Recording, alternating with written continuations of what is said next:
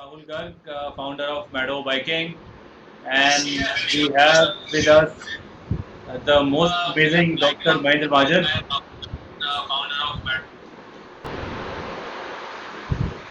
Right, तो जब तक महाजन सर सेटअप करते हैं, I think endurance cycling में he needs no introduction, and you can see from his jersey, 2015 Ram finisher as a team of two, rather winner.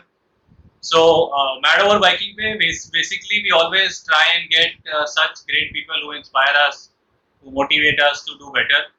And we started with Kabir, then we called Divya ma'am, and now we have the great Mahendra sir. His brother could not join today, but that is okay. I think he will cover up for him. And by profession he's a dentist, and by passion he's a very passionate cyclist. All of us are here to learn today from him. कुछ हम सीखेंगे, कुछ questions होंगे लोगों के, वो सुनेंगे. And so a great welcome to you, sir. And आज का हम starting करते हैं by having a short introduction by yourself. मैंने थोड़ा बहुत तो बता ही दिया. आप रैम finisher थे, rather रैम winner थे. फिर आप कश्मीर टू कन्याकुमारी के वर्ल्ड रिकॉर्ड होल्डर थे. फिर आपने एवरेस्ट भी चढ़ा है, जो कि बहुत बड़ा अचीवमेंट आई थिंक हम लोग बस सोच सकते हैं. तो sir very warm welcome to you. And I think कुछ मैंने थैंक यू राहुल. आपके इंट्रोडक्शन में तो please cover up and then we can start talking about your. Over to you.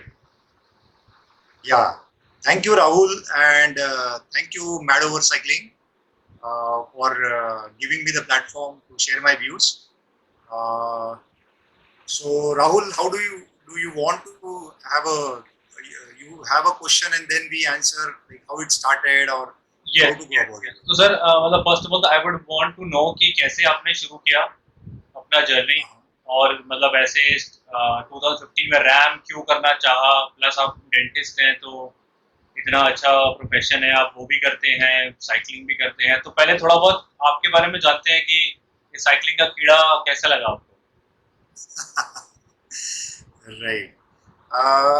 Actually, I belong to a middle class family and I was a small town guy. मतलब एक महाराष्ट्र में औरंगाबाद करके जगह है, वहाँ पे मेरा एजुकेशन वगैरह हुआ. एंड पहले तो पढ़ाकू नहीं था, लेकिन बाद में 10-12 के आसपास काफ़ी पढ़ाकू बन गया. तो मेरी मेडिकल में डेंटल में एडमिशन हुई. उसके बाद ग्रेजुएशन के लिए मैं बॉम्बे था, फिर पोस्ट ग्रेजुएशन के लिए नागपुर था. जी. तो ये जो पोस्ट ग्रेजुएशन या जो एजुकेशन तब की जर्नी है, तब तो कोई ऐसा फिटनेस एंथुजियाज्म का कुछ ये नहीं था, फिटनेस का कीड़ा नहीं था ऐसा बोल सकते हैं. पर जैसे ही मैं अपना एजुकेशन खत्म करके मैं नासिक आया, मेरे होम टाउन आया, तो हम लोग ना काफ़ी बार महाजन ब्रदर्स करके जाने जाते हैं. जी जी. क्योंकि मैं और मेरा भाई, हम दोनों ने काफ़ी एक्सपीडिशन साथ में की है और साइकिलिंग भी साथ में की है, रैम भी साथ में किया है, एवरेस्ट भी साथ में किया है. तो we are staying in a joint family. We are based in Nashik, that is a town near to Pune and Mumbai. And हम लोग जॉइंट फैमिली में थे. एंड हितेंद्र वाज अर्लियर से ना वो ट्रेकिंग में था. अच्छा. वो हिमालयन ट्रेक्स करता रहता था. तो when I finish my education and when I came back to Nashik, तो उसने बोला चलो ट्रेक के लिए जाते हैं. तो मैंने कहा ठीक है, ये ट्राई कर लेते हैं क्या कैसा होता है. पर तब हालत ऐसी थी कि हमारे नासिक में थोड़े बहुत हिल्स है, ऐसे 200-300 मीटर ऊंचाई के लो लाइंग हिल्स है.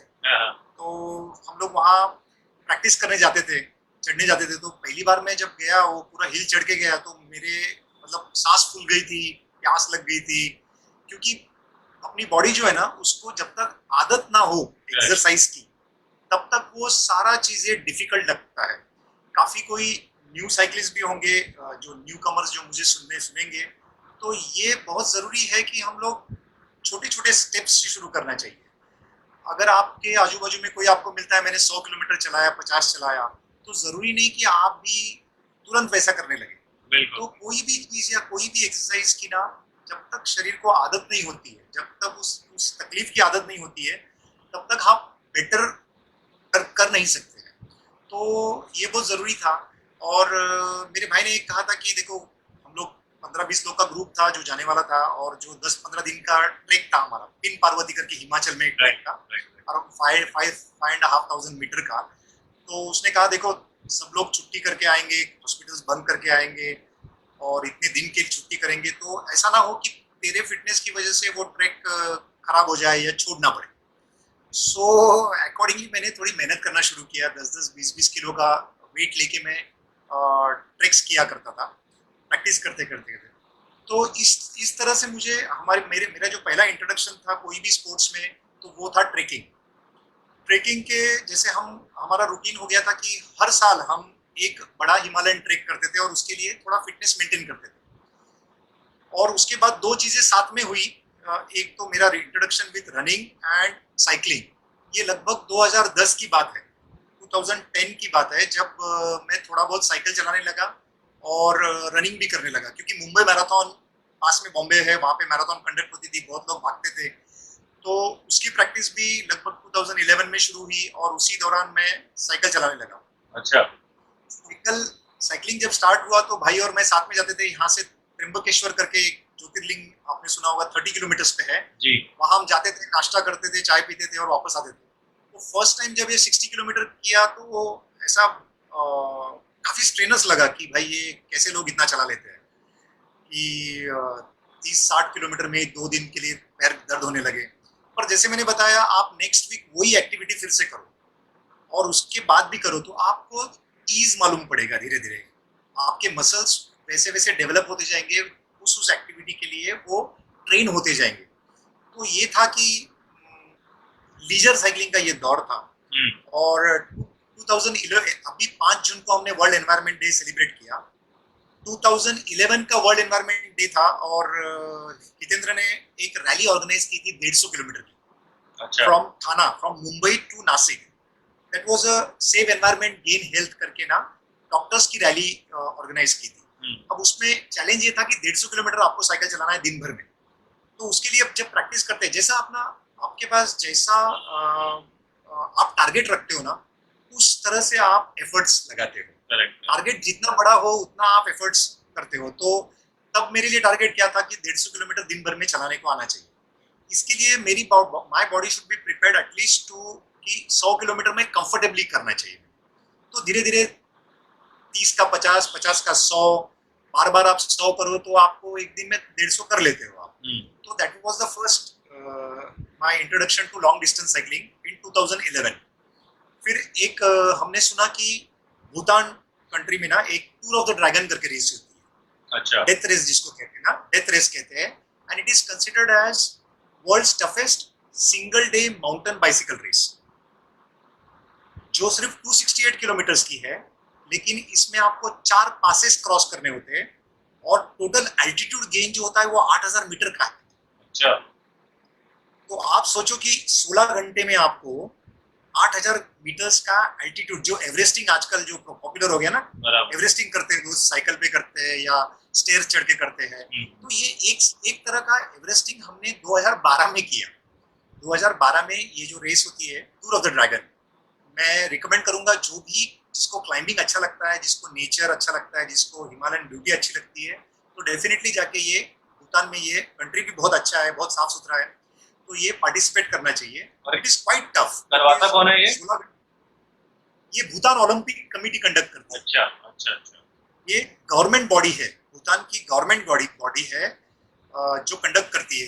ये 2009 से शुरू हुआ है ये फेज 1।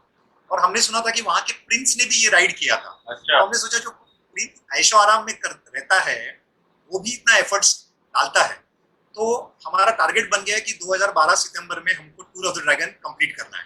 यानी कोई भी टारगेट, हम एक चीज है कि हम लोग सोच लेते हैं, ठान लेते हैं ना, तो फिर उसके लिए तैयारी भी आपको करनी चाहिए। ऐसे नहीं कि जाएंगे देखेंगे, हुआ तो ठीक है, नहीं हुआ तो ठीक है। इस एटीट्यूड से आप अगर जाओगे तो डेफिनेटली एंड्योरेंस में नहीं टिक पाओगे, क्योंकि आप मेंटली प्रिपेयर्ड ही नहीं हो। It should be your first and your best attempt, ये हर बार एटीट्यूड होना चाहिए। तो इसमें टारगेट जैसे मैंने बताया 268 किलोमीटर्स का था और 8,000 मीटर्स का एलिवेशन था, एल्टीट्यूड भी काफी था। तो total that means total gain था। तो इसके लिए हमने हर संडे को हम लोग संडे इसलिए बोल रहा हूँ क्योंकि बाकी के दिन मुझे क्लिनिक संभालना है, मेरा प्रैक्टिस संभालना है। संडे मेरा क्लिनिक बंद होता है, so that is the day when I can give maximum time और डिवोट टाइम फॉर ट्रेनिंग। तो हम लोग, मुझे याद है मानसून में निकलते थे, बारिश होती रहती थी, 5 बजे साइकिलिंग करने निकलते थे और शाम को 6 बजे आते थे। 10-11 घंटे सिर्फ साइकिल चलाते रहते थे। That was not at all a systematic training. जो इंटेंसिटी ट्रेनिंग होनी चाहिए, इंटरवल ट्रेनिंग होनी चाहिए, जो साइंटिफिक होना, उस समय ऐसा कुछ नहीं था। उस समय ऐसा था कि मुझे 12 घंटे साइकिल पे कंफर्टेबली बैठ के पेडल मारते रहना जाए, बीच में खाने के लिए थोड़ा बहुत रुक गए। तो ऐसा दिन दिन भर हम संडेज को ये सिलसिला चला, लगभग 4-5 महीने ये सिलसिला चला। और इस ड्यूरेशन में काफी सारा मेरा वेट लॉस हुआ, मतलब 10-12 किलो एक्सेस वेट लॉस जो था, वो हर संडे को आप अगर 200, 250, 300 चलाओगे तो वो हो ही जाता है, राइट। लेकिन हमने वहाँ एस्टिमेट जो किया था, क्योंकि हम लोग रिलेटिवली प्लेन्स में रहते हैं, तो बहुत ज्यादा क्लाइम्स थे। मतलब हर कोई एक्सपेक्ट कर रहा था कि ये कुछ घंटे चलाएंगे और छोड़ देंगे। और दे वर सरप्राइज टू, एक बार वो जो वहाँ का प्रिंस था, वो मुझे 200 किलोमीटर के बाद वो गाड़ी में घूम रहा था, वो बोलते, doc you are still riding, we thought you would have left. हाँ, मतलब वो सरप्राइज था। और वो within cut off time में मैंने कंप्लीट की। हितेंद्र का क्या हुआ, एक 10 मिनट के लिए रह गया, लेकिन उसने 2017 में जाके वो कंप्लीट किया। अच्छा, मतलब आफ्टर रैम उसने जाके वो एक ख्वाहिश रह जाती है ना कि नहीं मेरा कंप्लीट नहीं हुआ, करेक्ट करेक्ट। तो जाके कंप्लीट किया। तो 2012 में ये हमने टूर ऑफ द ड्रैगन किया। एक्चुअली आपने देखा जाए ना, तो 2011 में लीजर 150 किलोमीटर चलाना और 6-8 महीने के बाद ये इंटेंस चलाना, मतलब ये जिसमें बहुत सारा क्लाइंब हो, टेरेन बहुत खराब होता है। वेबसाइट पे आप जाइए और डिटेल्स देखिए, वीडियोस देखिए, तो it is very tough. Road नाम का चीज नहीं होता है कुछ जगह पे, इतना स्लश होता है। It's a typical MTB race और 270 किलोमीटर की होती है। तो 2012 में ये हुआ हमारा। फिर 13 के एंड में मुझे पता चला कि ब्रेवेज करके कुछ कंडक्ट हो रहे हैं। तब नासिक में तो नहीं होते थे, लेकिन पुणे बॉम्बे में ऐसे सुनने में आया कि आप काफी लोगों को पता होगा कि लॉन्ग डिस्टेंस साइकिलिंग के इवेंट्स होते हैं। ये Audax club Parisian, Divya madam का इंटरव्यू हुआ ही है, तो they are affiliated to France club और टाइम बाउंड होते हैं। 200 किलोमीटर के लिए, 300 के लिए, 400, 600 के लिए एक फिक्स टाइम में कंप्लीट करना होता है। तो 2013 में मैंने एमटीबी हिमालय को भी अप्लाई किया। एमटीबी हिमालय जो हमारे यहाँ हिमाचल में होती है, उसके लिए, क्योंकि मैंने तब हम लोग मतलब रोड साइकिलिंग में नहीं थे, हम लोगों ने जस्ट वो tour of the dragon MTB race complete की थी। तो तब से फिर ये ब्रेवेज 2013 का एंड था, नवंबर-दिसंबर मुझे याद है। मैंने वो 2 महीने में एसआर सीरीज कंप्लीट कर ली। मेरा फर्स्ट राइड 300 का था, फिर 400 का था, फिर 600 का था, और 200 मैंने लास्ट में किया था, जो 7 घंटे 5 मिनट में किया था। अच्छा, हाँ, तो ये दो महीने के अंदर 300 की राइड, 400 की राइड, 600 की राइड और एंड में 200 की राइड की थी। और तब मैंने ये 600 तक की राइड मैंने हाइब्रिड पे की थी। और 200 के बाद 600 को मैंने हाँ राइट, 600 पे मैंने रोड बाइक पे शिफ्ट हुआ था मैं। और 200 पे फिर रोड बाइक करने के लिए 7 आवर्स 5 मिनट्स में, जो काफी दिनों तक रिकॉर्ड रहा है टाइम फॉर 200 किलोमीटर। अच्छा, तो बेसिकली थोड़ा ये जो ट्रेकिंग का फिटनेस था, या थोड़ा आप कहे जेनेटिक्स भी हो सकता है, भले ही इतने फिटनेस में नहीं थे, लेकिन जो भी ब्रेवेज में पार्टिसिपेट करता था, we were the first to finish. तो brevets are not the race, but एक ह्यूमन नेचर होता है कि मैं कितना फास्ट कर सकता हूँ या how I can do better. ये पहले से रहा है, तो किसी को आगे नहीं जाने देने का ये जो जज्बा होता है ना, ये फाइटिंग स्पिरिट, और ये था पहले से। तो 300, 400, 600 फर्स्ट फिनिश की, मतलब लंच आवर तक तो मैं 200 कंप्लीट करके वापस आ गया था 1 बजे। 6 बजे की राइड शुरू हुई थी, 1 बजे I was back in Bombay. तब नासिक में होते नहीं थे, बॉम्बे जाके करता था। तो ऐसा सब हुआ। फिर हमको पता चला कि फरवरी 2014 we came to know that Deccan cliffhanger करके रेस हुई है, जो कि रैम क्वालिफायर रेस है। तब हमने सुनने में आया कि ये रैम क्या चीज है।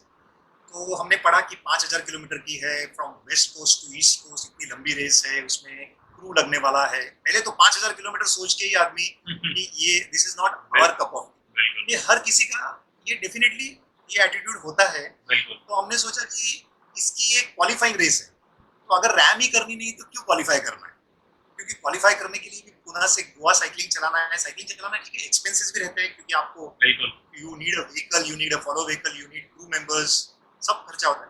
तो दैट टाइम दिव्या मैडम ने हमको बताया कि there are only 4 guys in India who have done, who are rank qualified.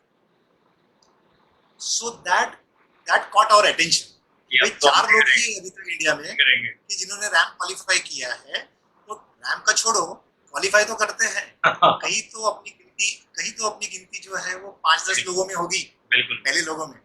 तो बस उस जज्बे से जाके किया. और पहले तो अप्रिहेंशन डेफिनेटली रहता है क्योंकि पहली बार जब आप 600 650 किलोमीटर आपको कंटिन्यूस चलाना है, 32 घंटे के अंदर कंप्लीट करना है, सोने का स्कोप नहीं है.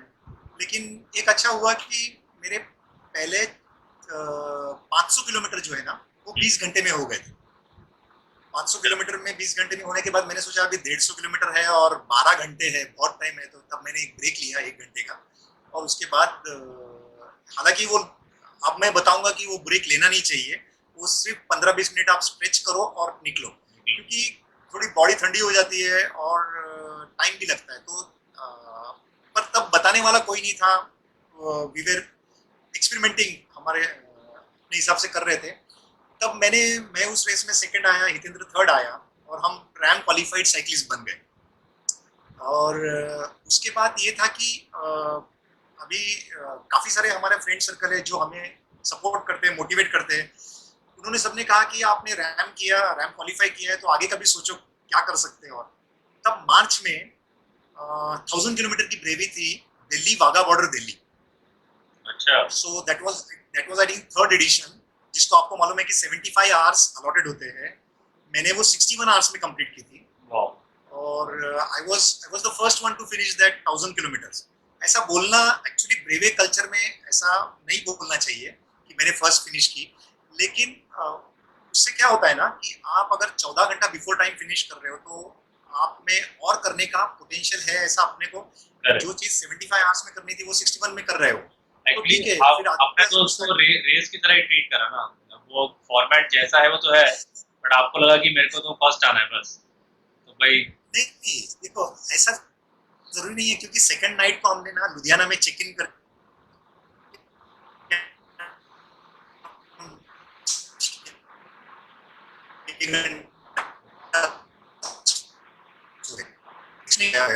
उसमें भी 6 घंटे, फर्स्ट नाइट को ज्यादा, लेकिन 6 घंटा सोया था.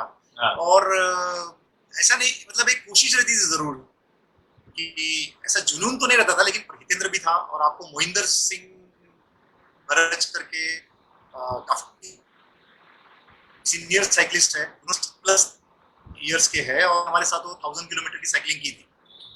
तो ऐसा था कि जो मैं बता रहा था कि काफी समय हमारे फ्रेंड्स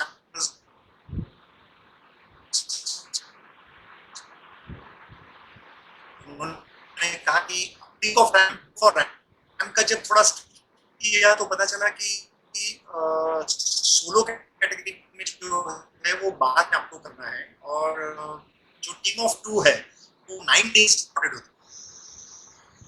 आप अगर फॉर्मेट अगर देखें तो सोलो के लिए आप काफी टाइम डिवोट करना पड़ेगा. वो आपका प्राइमरी और हम टू प्रोफेशन. थोड़ी आवाज ब्रेक हो रही है, 2 मिनट होल्ड करेंगे. प्रोफेशन संभाल से 3 घंटा दे सकता हूँ, फिर दोपहर को घर आके. यस, अभी थोड़ी बेटर हुई क्या आवाज? आपकी आवाज ब्रेक हो रही थी.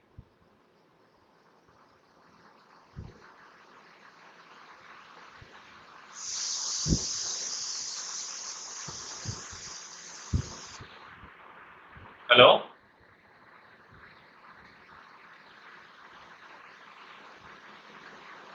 तो हाँ सर बताइए.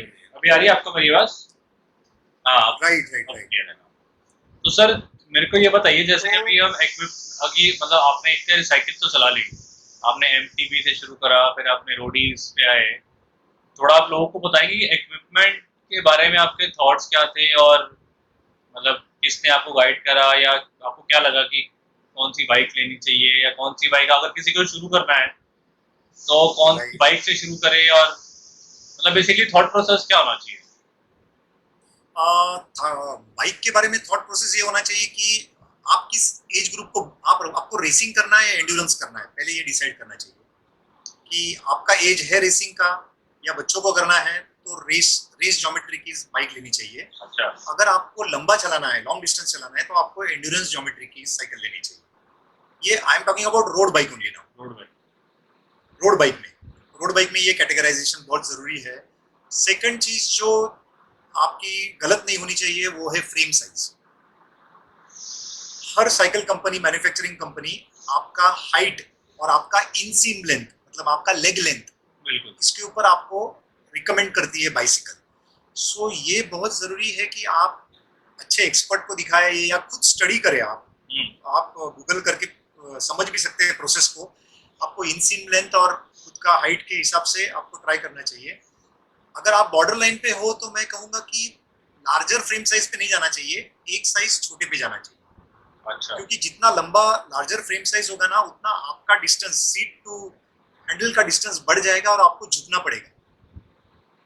This I am saying because I am considering that people of middle age are going for long distance cycling.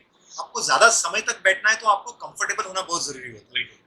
तो फ्रेम साइज आपकी गलत नहीं होनी चाहिए। हाँ, जो बच्चे हैं, यंगस्टर्स है, जो रेसिंग में जाना चाहते हैं, उनकी एक साइज बड़ी भी हो गई, उनको बहुत झुक के एरोडायनामिकली चलाना पड़ा बहुत घंटों तक, तो वो कर सकते हैं। अच्छा, लेकिन जो मिडिल एज में है, या जो मिडिल एज में इन द सेंस कि जो लीजर के लिए, फिटनेस के लिए करना चाहते हैं, लॉन्ग डिस्टेंस करना चाहते हैं, उनके लिए एंड्योरेंस ज्योमेट्री की बाइक होनी चाहिए और फ्रेम साइज करेक्ट होना चाहिए। बाकी तो रोड बाइक की आपका बजट के ऊपर डिपेंड करता है कि जितना ज्यादा आपको आपको ग्रुप सेट जो होता है, क्लारिस का हो या 105 हो, अल्टीग्रा हो, तो वो तो आपको थोड़ा मतलब definitely alloy bikes with carbon fork आते हैं। करेक्ट। और प्योरली कार्बन लिया तो आपने थोड़ा, आपको वाइब्रेशंस कम फील होते हैं, कंफर्ट लेवल बढ़ता है अगर if it is endurance bike and if it is a full carbon bike. और फिर बजट के ऊपर फिर सिलेक्शन जाएगा। और इक्विपमेंट का ये है कि इक्विपमेंट में आपको, जैसे हम रेवे चलाते हैं तो आपको पावरफुल लाइट्स होना जरूरी है, रिफ्लेक्टर जैकेट, वो सारे सेफ्टी गियर्स होने चाहिए। प्लस आपको, आपकी जो बहुत इंपॉर्टेंट चीज है वो है सैडल। क्योंकि एंड्योरेंस साइकिलिंग में सबसे ज्यादा हर्ट होता है वो आपका सीट हर्ट होता है। बिल्कुल। मतलब काफी लोग साइकिलिंग ट्राई करते हैं, शुरू करते हैं और छोड़ देते हैं, यही कि मुझे वो बहुत दर्द होता है। बिल्कुल। तो सैडल साइज का एक एक बेसिक रूल ऐसा है कि females will require a wider saddle. जो सीट जो आपके साइकिल के साथ आया है ना, राइट। वो कंफर्टेबल आपको होगा नहीं होगा जरूरी नहीं है। आपका जो बम्स के जो बोन होंगे, उसको बोलते हैं इस्चियल ट्यूबरोसिटीज, उसका विड्थ गिना जाता है और आपकी फ्लेक्सिबिलिटी भी गिनी जाती है। आपका स्पाइनल कॉर्ड कितना फ्लेक्सिबल है। अच्छा। एक्चुअली ये टेक्निकल एनालिसिस भी होते हैं इसमें। Saddle, I am talking about only saddle. Saddle, right. तो सैडल आपको सूट होना चाहिए। इसके लिए मुझे लगता है बम्स ऑन सैडल भी करते थे, मास्टरमाइंड्स भी करता है एनालिसिस। अभी तो काफी लोग एनालिसिस करने लगे हैं। तो या फिर आपको थोड़ा एक्सपेरिमेंट भी करना पड़ता है कि ये सैडल मुझे सूट नहीं होता है। पहले तो आपका विड्थ बहुत जरूरी है, कितना mm, 110 mm आपका है। जो फीमेल्स में वाइडर बोन होते हैं तो उनके लिए वाइडर सीट्स लगने वाली है। तो सैडल इज वेरी इंपॉर्टेंट क्योंकि आपको बैठने को जमना चाहिए। काफी लोग ब्रूक्स भी रिकमेंड करते हैं। ब्रूक्स जो लेदर का सैडल होता है वो एंड्योरेंस के लिए, हाँ, एंड्योरेंस के लिए रिकमेंड करते हैं। काफी लोग, पीपल स्वेयर बाय इट। मैंने अभी तक यूज नहीं किया है, पर मैंने मेरे फ्रेम साइज के एक इन्फिनिटी का सैडल मेरे पास है जो मैं यूज करता हूँ। इन्फिनिटी में क्या होता है कि जहाँ आपके बोन प्रोमिनेंसेस है, जहाँ आपको हर्ट करता है, वहाँ उसमें हॉलोनेस होता है। करेक्ट।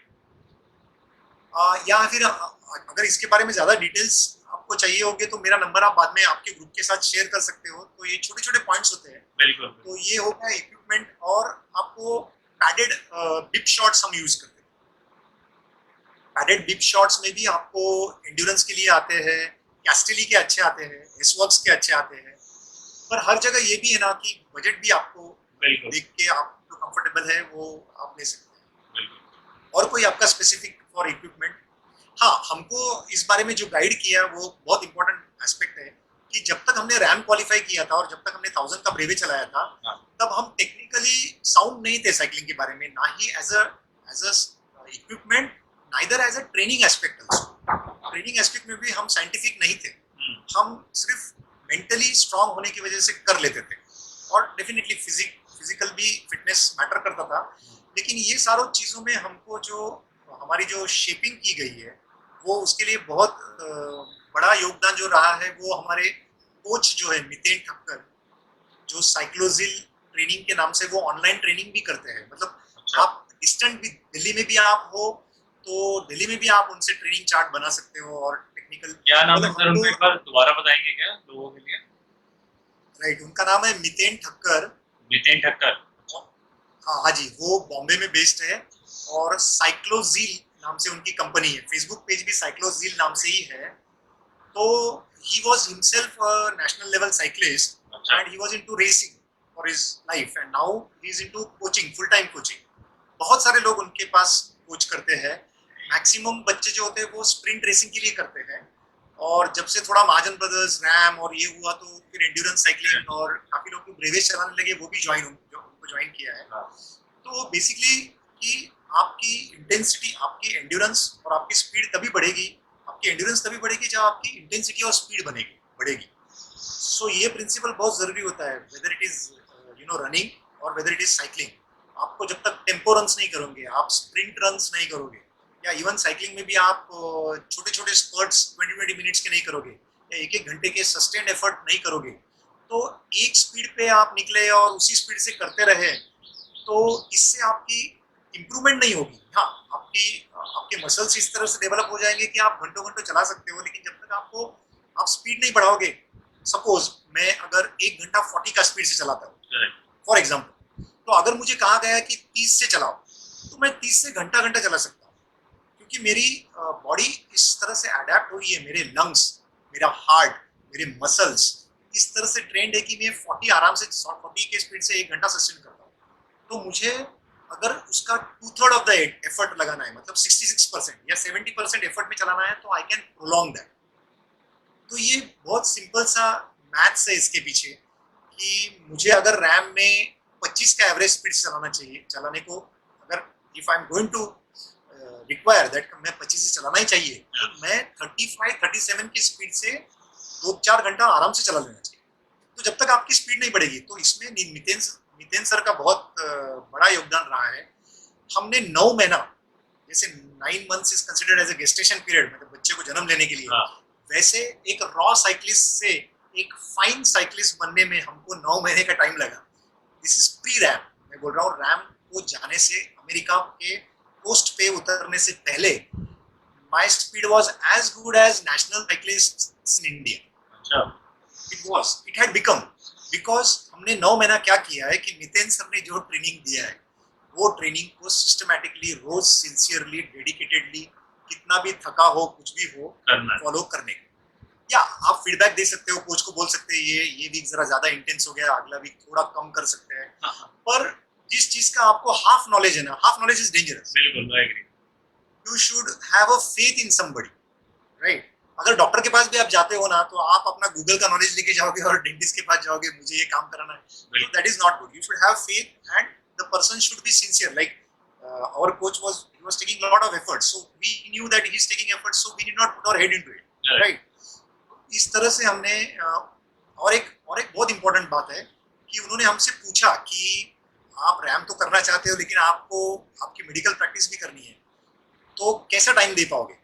सो हमने कहा कि वीक में हम वीक डेज पे 2.5 to 3 hours we can devote, and weekend पे संडे को आप बोलो जितना चलाओगे, आप जितना बोलो। तो मुझे याद है कि 14-14 घंटों के ट्रेनिंग आवर्स रहते थे, जिनमें मैं 100 किलोमीटर नासिक से दूर जाता था बॉम्बे की तरफ, 100 किलोमीटर वापस आता था। जब 200 किलोमीटर होते थे तो 8 घंटे हो जाते थे, अच्छा, और 13 घंटे का शेड्यूल था। फिर मैं और आगे के 50 किलोमीटर जाता था, फिर घर के पास नासिक आता था। जब 300 हुए थे और 2 घंटे बाकी थे, तो फिर मैं और 20-25 किलोमीटर गया और 20-25 किलोमीटर वापस आया। देखो, हर बार मैं जब नासिक के पास आता था तो मुझे टेम्पटेशन होता था कि ठीक है यार, बस हो गया आज का, चलो। करेक्ट, पर नहीं, आज का शेड्यूल है 14 घंटे का।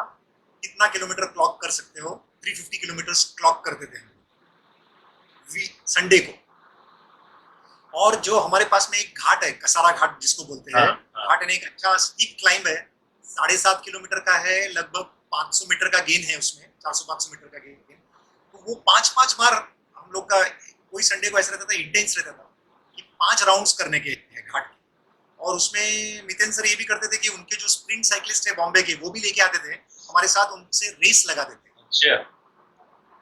तो उस रेस में क्या होता है ना, यू पुट, आप जितना एफर्ट लगाना है उससे ज्यादा effort all out you go. बिल्कुल। सो ये बहुत जरूरी है, ये इंटेंसिटी ट्रेनिंग बहुत जरूरी है।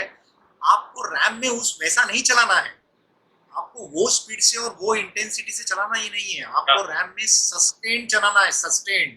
लेकिन सस्टेन चलाने के कंफर्ट जोन में उसको लाने के लिए ये बहुत जरूरी है कि आप बहुत लॉन्ग ड्यूरेशन भी करें और बहुत इंटेंस ट्रेनिंग भी करें। Great great. तो सर मैं 1 मिनट पॉज लूंगा, और जैसे सारा आपने इतना सारा ज्ञान दिया है, आई थिंक लोगों को थोड़ा सा टाइम लगेगा हजम होने में। तो आई थिंक मतलब मैं बस थोड़ा सा समराइज करूंगा कि आपने एक तो बताया कि endurance is not a one day thing, पूरा प्रॉपर एक प्रोसेस है, टाइम लगता है, और मतलब एक प्रॉपर सिंसेरिटी चाहिए हमको उसको बिल्ड करने के लिए, स्केड्यूल चाहिए, टाइम चाहिए, डेडिकेशन चाहिए, और मेंटल ट्रेनिंग बहुत ज़रूरी है। और उसके लिए एक तो आपको एक अच्छा कोच होना चाहिए, नहीं तो ऐसा एक एटमॉस्फेयर होना चाहिए कि आपको आगे बढ़ने का इंस्पिरेशन मिलता रहे। प्लस फिर आपने बाइक के बारे में बताया कि बाइक भी बिल्कुल सही फिटिंग होना चाहिए, फ्रेम साइज सही होना चाहिए, सैडल साइज बहुत बहुत इंपॉर्टेंट है, आपकी पोजीशन बहुत ज़रूरी है। और प्लस अगर आपको मतलब तो जिन जिन लोगों को एंड्योरेंस पे फोकस करना है, उनको इंटेंसिटी ट्रेनिंग बहुत ज़रूरी है। ऐसा नहीं कि अगर आपको आगे जाके सपोज करो 25 पे चलाना है, तो अगर आप 25 पे चलाते रहोगे, सोचोगे कि मैं 25 पे तो चला ही लूंगा, वो गलत है। आपको ट्रेनिंग इंटेंस करनी है और इवेंट वाले दिन में सस्टेनेबल एफर्ट लगाना है ना। Correct, exactly. अच्छा सर, मेरे को ये बताइए, जैसे ये रैम तो चलो आपने करा, बहुत मतलब बहुत अमेजिंग है, और आई थिंक काफी मतलब मैं तो क्या सोच ही सकता हूँ, बस पता नहीं कभी होगा नहीं होगा बट आई थिंक आप जैसे नहीं, लोग। हाँ, मैं यहाँ पे आपको रोकना चाहूंगा जी कि एक जो रैम का जो टीम फॉर्मेट है ना, वो बहुत सुंदर फॉर्मेट है। जी जी। देखो सोलो, जैसे अमित समर्थ ने किया, श्रीनिवास ने किया, कबीर ने किया। कबीर तो मुझे आज भी कहता है कि सर आप करो सोलो। अभी जो लिखा है उसने कमेंट्स में लिखा है फेसबुक वाले में कि अब की बार रैम रैम सोलो करेंगे लेकिन उसमें जो मुझे मालूम है कि जितना एक्चुअली प्रोफेशन को संभाल के आपको करना है, टाइम डिवोट करना है ना, तो एक्चुअली आपने हाफ हार्टेड नहीं करना चाहिए, अच्छे से ट्रेनिंग करनी चाहिए कि 40-45 आपका जो एफटीपी होता है, ये फिगर्स भी काफी लोगों को मालूम करेक्ट होगा। करेक्ट। आपका पावर पावर आउटपुट 300 से प्लस चाहिए। और जितना आप 300 तक, मैं तो 280 290 तक गया था, अच्छा। लेकिन 300 के आसपास आपका पावर आउटपुट चाहिए। और वो पावर आउटपुट आपने सस्टेन करने के लिए क्या होता है कि वो जज्बा कायम रखने के लिए ना, 1 साल तक, जैसे मैंने कहा कि मैंने 9 महीने बहुत ज्यादा एफर्ट्स लिए हैं, जी तो उस ग्रिल में से आप मुझे फिर से जाने के लिए, मैं I should be mentally prepared if I have to go. तो और वो सस्टेन करना भी ना, अभी हम 2015 में ये किया था, राइट। उसके बाद भी मैंने इवेंट्स किए हैं। तो हर बार ये बहुत जरूरी है कि हर बार मुझे फिर से, अगर मैं लेथार्जी फेज में चला जाता हूँ कि मैं अभी ज्यादा साइकिलिंग नहीं कर रहा हूँ, लीजर साइकिलिंग कर रहा हूँ, थोड़ा बहुत रन कर रहा हूँ, तो मुझे अगर कोई इवेंट करना है तो उससे पहले मुझे 4-6 महीने तो मैंने पहले मुझे अपना फिर से फॉर्म लाने में लग जाता है। बिल्कुल। See, fitness is a current account, it is not a saving account कि मैंने भाई 2015 में मैं 19 मिनट में घाट चढ़ता था, आज मैं चढ़ने जाऊंगा तो 25 मिनट लगने वाले हैं, क्योंकि आज की मेरी फिटनेस वो लेवल की नहीं है, ये मैं जानता हूँ। लेकिन उस लेवल के लिए आने के लिए मुझे 4-6 महीना बहुत तैयारी करनी पड़ेगी, ये समझना बहुत जरूरी है। तो एक मैं कह रहा था कि रैम आपने कहा कि मैं नहीं करूंगा, मैं आपको बताता हूँ, एक टीम फॉर्मेट होता है रैम का, बहुत सुंदर फॉर्मेट है। आप टीम ऑफ 4 में, अगर बंदा अच्छी फिटनेस का है और जो ब्रेवेज अच्छे टाइम में, देखो ब्रेवेज सिर्फ टाइम में फिनिश करना ये कुछ बड़ी बात नहीं है। बिल्कुल बिल्कुल। हाँ, मेंटल ट्रेनिंग लगती है उसके लिए कि छोड़ना नहीं है, 400 करना है, 600 करना है, 1000 करना है, डेफिनेटली मेंटल स्ट्रेंथ लगती है, फिजिकल फिटनेस भी लगती है। पर जितना टाइम दिया जाता है ना रेस में, वो काफी ज्यादा होता है, कंफर्टेबल होता है। बिल्कुल। तो आप अगर अच्छे स्पीड से फिनिश कर रहे हो ना, तो आप डेफिनेटली रैम का सोच सकते हो, क्योंकि एक टीम ऑफ 4 का फॉर्मेट है। जैसे हम लोग तो 2015 में टीम ऑफ 2 करके आए, हाँ हाँ और उसके बाद हम में से जो क्रू मेंबर्स थे उसमें से काफी बिजी डॉक्टर भी थे। 2 बिजी डॉक्टर्स थे, प्लास्टिक सर्जन थे और पीडियाट्रिशियन थे, और एक यूके में बेस्ड और एक डॉक्टर था, और पंकज मार्लेशा जो बॉम्बे में साइकिलिस्ट है, पुराना नेशनल लेवल का साइकिलिस्ट है। इन 4 लोगों ने मिलकर टीम ऑफ 4 किया। ये मैं क्यों बताना चाहता हूँ, देखिए, क्योंकि टीम ऑफ 4 और टीम ऑफ 2, उन दोनों के लिए आपको 9 दिन मिलते हैं, राइट। 9 डेज में आपको कंप्लीट करना है। अगर आप सारे लोग मिलकर रिले में, अगर आप दिन के अगर 600 किलोमीटर चला लेते हो, आपको 600 किलोमीटर दिन भर में करना है रिले फॉर्मेट में। तो टीम ऑफ 4 में आप क्या कर सकते हो, जैसे 2 बंदे ना 6 घंटे चलाए, अच्छा 2 बंदे ना फास्ट चेंज करने का, 20-20 मिनट से चलाने का, 20 मिनट से ज्यादा नहीं चलाने का। 20 मिनट जैसे आप चलाएंगे, 20 मिनट्स मैं चलाऊंगा, ऐसे दोनों हम लोग ना 6 घंटे करते रहेंगे, राइट। 6 घंटे के बाद और दूसरे 2 लोग आ जाएंगे जो इसी फॉर्मेट में 6 घंटे चलाएंगे, तो हम दोनों को मिल गए रेस्ट करने के लिए टाइम। और ऐसा आप रोटेशन में करते जाएंगे ना, तो टीम ऑफ 4 में काफी आसानी से आप रैम कर सकते हो। रैम करने का, देखो, टीम ऑफ 4 में हो सकता है आपके एफर्ट्स इतने अप्रिशिएट नहीं होंगे, आपको इतनी पब्लिसिटी नहीं मिलेगी, लेकिन 2 एस्पेक्ट्स हैं। एक, आप रैम को समझ सकोगे, वहाँ का रूट समझ सकोगे। मतलब जो भी सोलो भी करना चाहता है ना, उसने टीम में एक बार जाके किया, तो एलिवेशन कितना है, टेम्परेचर वेरिएशन, एरिजोना में 46 डिग्री टेम्परेचर जाता है। वहीं आप रॉकीज के माउंटेन चढ़ते हो तो स्नो क्लाइड माउंटेन्स होता है, कभी कभी बारिश इतनी गिरती है कि कुछ दिखाई नहीं देता है। ये सब मैं अगर वर्बली कितना भी आपको डिफिकल्टीज बताऊंगा, तो वो इतना फील नहीं होता है। और हम लोग यहाँ पे इंडिया में left side of the road चलाते हैं, वहां जाके right side of the road चलाना है, ट्रैफिक रूल्स फॉलो करना है, रूट रूट भी फॉलो करना है। अगर रूट से आप चूकते हो तो आपका टाइम बर्बाद होता है, आपको रूट पे फिर आना पड़ता है, और फिर नेविगेशन करेक्ट होना चाहिए। मतलब ये जो बहुत सारे एस्पेक्ट्स है रैम के, रैम ऐसे नहीं कि एक बंदा साइकिल चलाता है, उसके पीछे 10 लोग बहुत सिंसियरली, डेडिकेटेडली, लविंगली, अफेक्शनेटली काम करते हैं उसको रूट पे रखने के लिए, और उसको हाइड्रेटेड और उसका न्यूट्रिशन संभालने के लिए, सब चीजों के लिए। तो as a fun, team of 4 आप भी जाके कर सकते हो, मेहनत करोगे तो। और एक फॉर्मेट आपको चाहिए कि आपको क्रू भी नहीं चाहिए, तो टीम ऑफ 8 कर लो। आप उस 4 बंदे चलाएंगे, 4 बंदे क्रू करेंगे, तो टीम ऑफ 8 में आप भले ही किसी को ना ले जाओ तो भी कर सकते हो। लेकिन आपको एक रैम अमेरिका में वेस्ट कोस्ट, मुझे बताइए कितने लोग इंडिया में श्रीनगर से कन्याकुमारी बाय रोड ट्रेवल किया है, कितने लोग? नहीं बहुत कम लोगों ने। यूएस में भी east coast to west coast, through the county roads बहुत सुंदर है, बहुत टोपोग्राफी, टेरेन बहुत अच्छा है। तो अमेरिका इस तरह से आप फैमिली को लेके जाओगे, वेस्ट कोस्ट का टूर करोगे, ईस्ट कोस्ट का टूर करोगे, आप ट्रांस कॉन्टिनेंटल अमेरिका एक बहुत अच्छे से देख सकते हो अगर आप रैम टीम में जाके करते हो। और मतलब just a thought came to my mind कि ऐसे जरूरी नहीं कि बहुत ही हार्डकोर साइक्लिस्ट होना चाहिए। आप फील लेने के लिए टीम ऑफ 4, टीम ऑफ 8 में, और अच्छा तैयारी करते हो तो टीम ऑफ 2 भी कर सकते हो। मतलब और सोलो के लिए और एक्सपीरियंस एक्सपीरियंस ज़्यादा है, अचीवमेंट तो खैर है ही साथ में, but it's all about experience. आपको जो लर्निंग्स मिलेंगी और जो एक्सपीरियंस मिलेगा over the time, I think it will Correct. Give a better cyclist and a person all together. Exactly. Sir थोड़ा अब ये मतलब रैम के बाद एवरेस्ट का कैसे आपको ख्याल आया, वो थोड़ा बताएंगे? मतलब एकदम और कंप्लीटली डिफरेंट, पहले एमटीबी से शुरू करा, फिर आप रोडी में आ गए, फिर आपने रैम कर लिया, अब फिर आप एवरेस्ट की तरफ। Right right. तो रैम के बाद हमने ना गोल्डन क्वाड्रिलेटरल भी हम दोनों भाइयों ने टीम ऑफ 2 में चलाया, अच्छा सेम हाँ, relay format, right right right. 2016 में। तो उसके बारे में 2016 बताएंगे में थोड़ा, चलाया। गोल्डन क्वाड्रिलेटरल के बारे में। वो मैं क्या होता था कि यहाँ पे सब लोग हमारे मराठी में बोलते ही अंतरराष्ट्रीय साइकिलिस्ट, इंटरनेशनल साइकिलिस्ट करके मीडिया बोलने लगी थी। और कुछ लोग को लगता है यूएस में ना साइकिल, वहां पे रास्ते तो बहुत चिकने चौड़े होंगे, जैसे कि कोई पेडल ही मारना नहीं पड़ता। वो थोड़ा एक फीलिंग आया था कि अमेरिका में साइकिल चलाने के लिए बहुत इजी है, आसान है। तो वी थॉट कि हम लोग रैम से ज्यादा डिस्टेंस करेंगे और इंडिया में ही करेंगे। तो इसलिए हमने वो गोल्डन क्वाड्रिलेटरल जो अपने चारों, बॉम्बे से लेकर हम चेन्नई गए, चेन्नई से कलकत्ता, कलकत्ता से दिल्ली और दिल्ली से बॉम्बे, तो ये सारा लूप जो है वो 6000 किलोमीटर का है। और टीम ऑफ 2 में मैं और हितेंद्र हम चलाने में एक्सपीरियंस्ड हो ही गए थे रैम के बाद। तो हमने 2016 के एंड में दिसंबर में ये सारा लूप कंप्लीट किया। इसको हमने गिनीज में अप्लाई किया था, लेकिन कुछ टेक्निकल रीजन से वो रह गया। लेकिन हमने 10 डेज 19 आवर्स में 6000 किलोमीटर चलाया, जो कि एवरेज पड़ता है 560 किलोमीटर पर day we were clock. Night चलाए थे हमने।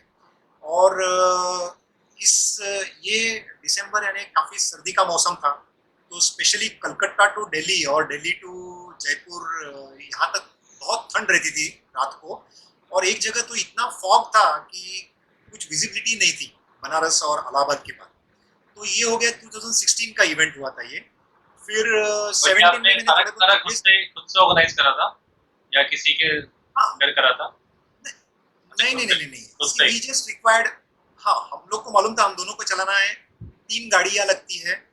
एक गाड़ी मेरा घर होता है, दूसरी गाड़ी हितेंद्र का घर होता है। उसमें सारे अपैरल्स, गियर्स, आपको बेड वगैरह उसी में होता है। हम लोग होटल में नहीं जाके चेकिंग कर देते। अच्छा। होटल में चेकिंग नहीं कर सकते हो आप, उतना टाइम वेस्ट रैम में भी नहीं कर सकते हो। रैम में भी आपको ये फॉर्मेट समझना बहुत जरूरी है कि एक गाड़ी, भले ही ये दोनों के लिए अप्लाई होता है, रैम के लिए भी और गोल्डन क्वाड्रिलेटरल के लिए भी, कि एक जैसे फॉर्च्यूनर इतनी गाड़ी है, उसके मैंने सेकंड और थर्ड रो निकाल लिए, उसमें फ्लैट बेड बना दिया है। तो उसमें बैठ पाएंगे 2-3 लोग जो मुझे नेविगेट करेंगे, मेरे पीछे गाड़ी चलाएंगे, मुझे खाने पीने को देंगे।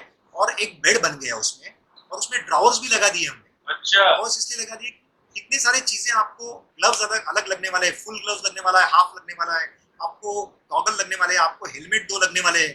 क्योंकि आप हम लोग कार्डो करके एक डिवाइस होता है जिसमें हम कम्युनिकेट करते हैं। मेरे हेलमेट को एक डिवाइस ब्लूटूथ लगा रहता है, जो गाड़ी में दूसरा उसका एंड रहता है, स्टीयरिंग पे उसके पास दूसरा एंड रहता है। तो आपको 2 सेट ऑफ हेलमेट लगोगे, आपको बहुत सारी चीजें अपैरल्स लगते हैं। तो ये सारी चीजें उसी गाड़ी में, मेरे गाड़ी में मेरा सब सामान रहेगा, मेरी एक्स्ट्रा साइकिल भी रहेगी, एक्स्ट्रा व्हील्स भी रहेंगे। सिमिलरली दूसरी गाड़ी हितेंद्र के पास रहेगी, राइट। और ये गाड़ी हमारे पीछे हमेशा रहेगी, और इनमें 3-3 बंदे हमारे लिए एज ए क्रू मेंबर हमको हेल्प करेंगे। तो 6 लोग ड्यूटी कर रहे हैं एट एनी गिवन टाइम।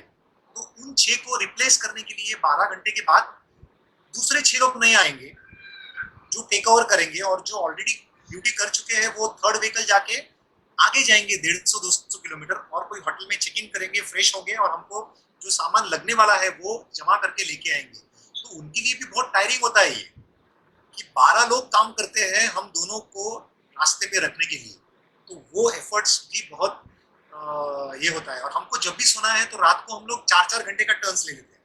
जैसे मैं 4 घंटे चला रहा हूँ, उतने 4 घंटे में हितेंद्र ने सोना और तैयार होना है।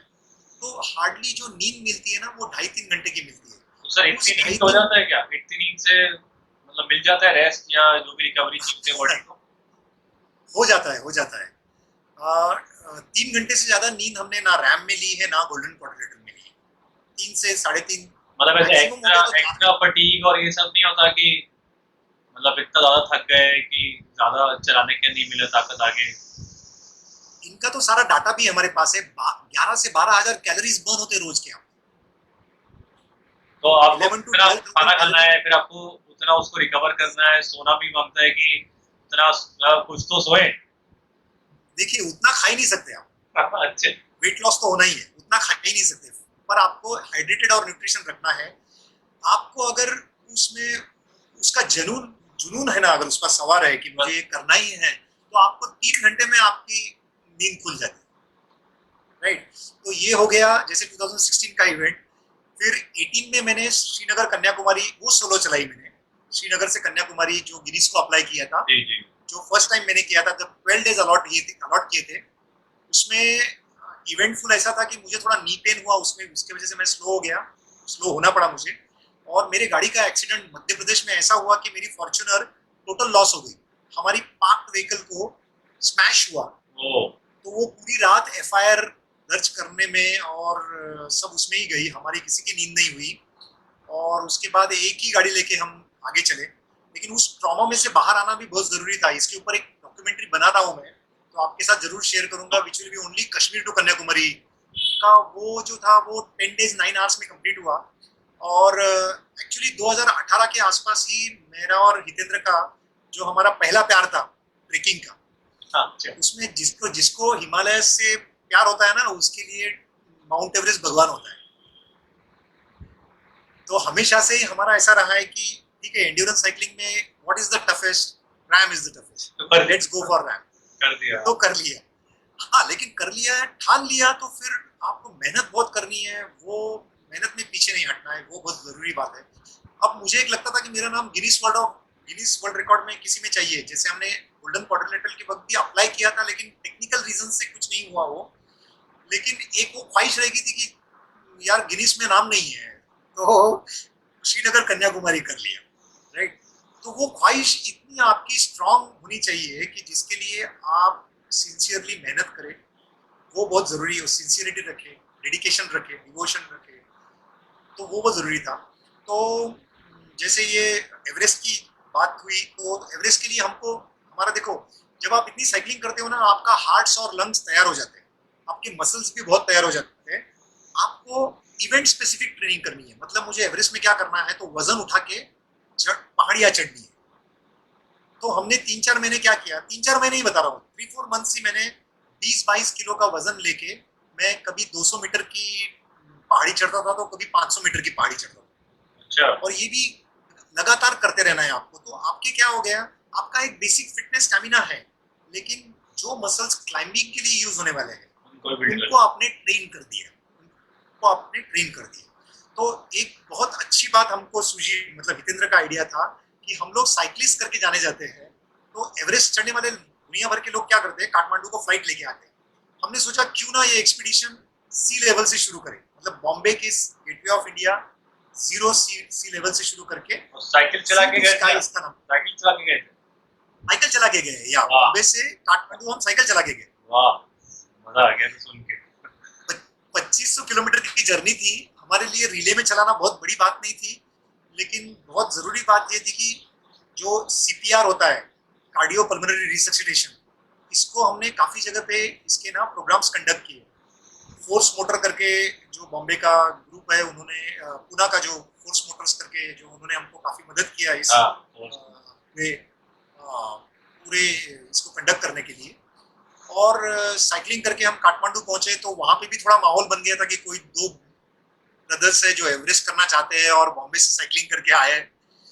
तो हर जगह थोड़ी बहुत उसकी चर्चा होने लगी। फिर बेस कैंप पे गए। बेस कैंप का ट्रैक जो है वो बहुत अच्छा ट्रैक है। एक एवरेज फिटनेस का बंदा, आप विद फैमिली भी जा सकते हो, क्योंकि बेस कैंप के ट्रैक पे आपको एवरेस्ट, जो वर्ल्ड्स हाईएस्ट माउंटेन है, उसके कम से कम दर्शन होते हैं। और एवरेस्ट का जो एक्सपीरियंस है वो तो बहुत बड़ा है। मतलब वो that itself can be a one session, but in short बताया जाए तो एल्टीट्यूड के चैलेंजेस अलग है। अलग है। जब लॉन्ग डिस्टेंस के साइकिलिंग के चैलेंजेस अलग है और एल्टीट्यूड के चैलेंजेस बहुत है। उसमें बहुत इंपॉर्टेंट बात यह है कि एवरेस्ट में आपके हाथ में कुछ चीजें हैं, कुछ नेचर के हाथ में चीजें हैं। आप कितने भी अच्छे क्लाइंबर हो, लेकिन अगर वहां पे जैसे साइक्लोन जैसे आ गया, या वहां पे जैसे अगर काफी क्लाउडी हो गया और हवा चलने लगी, तेज हवा चलने लगी, तो कोई भी समिट पे नहीं पहुंच सकता है। So nature has to allow you to step on to a mountain. मतलब हम कभी ये नहीं बोलेंगे कि हमने एवरेस्ट को कॉन्कर किया है। It is the mountain which let's you climb. Everest ने हमको उसके ऊपर चढ़ने के लिए इजाजत दी। ये बहुत जरूरी बात है। और nature plays a very very very vital role, very important role in the success of Everest. ये बहुत इंपॉर्टेंट है। सर ऐसा मजा आ गया होगा ना, मतलब एवरेस्ट पे चढ़ के, और मतलब कैसी फीलिंग आ रही थी उस टाइम आपको? आपका मैंने एक वीडियो तो तो देखा था, बट वो ये कि या आप अगर बयान कर सके तो ज्यादा मजा आएगा सुनने में। राइट, इसके मैंने ना 3 वीडियोस मेरे फेसबुक पे भी मैंने शेयर किए, महाजन ब्रदर्स साइकिलिस्ट फेसबुक पेज पे। जो कोई देखना चाहता है कि वह ऊपर से व्यू कैसा मिलता है। हाँ। और एक क्या होता है कि आप 1-1.5 महीना ना आप बेस कैंप पे रहते हो। ऐसे नहीं कि आप डायरेक्टली जाके चढ़ते हो, आप कैंप 1 जाते हो, नीचे आते हो, कैंप 2 कैंप 3 जाते हो, फिर बेस कैंप पे रिकवर होते हो। तो ये बोलते हैं एक्लेमेटाइजेशन, ये बहुत जरूरी होता है। आप बेस कैंप पे जहाँ पे रहते हो ना, वहाँ पे भी बर्फ जमी होती है। तो ओवरऑली आप 1-1.5 महीने से ना वो कष्ट में जी रहे होते हैं हर कोई। तो एक तो वो रहता है कि आपने जब हासिल कर लिया ना, तो ये सारा अभी इस सब जो तपश्चर्या थी, इसका फल मिला, ये एक बहुत अच्छा फीलिंग आता है।